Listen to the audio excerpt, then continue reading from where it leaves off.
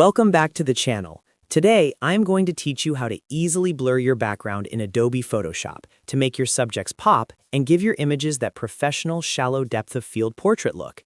If this video helps you improve your photo editing workflow, please make sure to hit that like button and subscribe for more weekly tutorials.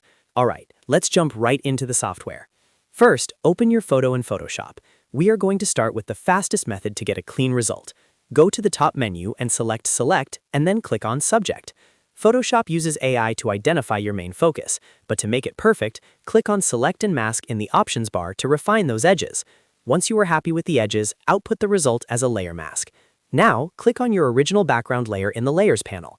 Navigate up to Filter, then select Blur, and choose Gaussian Blur. Use the slider to increase the radius until you achieve that perfect softness.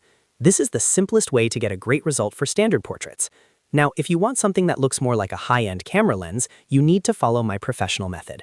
First, duplicate your image layer by hitting Ctrl-J on Windows or Command-J on Mac. Go to Select and click Subject once more to highlight your main character. This time, we need to flip the selection, so we are only affecting the backdrop, so go to Select and choose Inverse.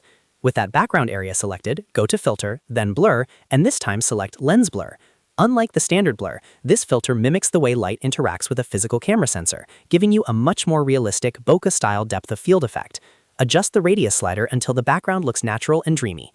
Once you hit OK, your subject will stand out beautifully against the blurred scenery. If you ever need to make adjustments, having your edits on separate layers makes it incredibly easy to go back and fine-tune your settings without starting from scratch.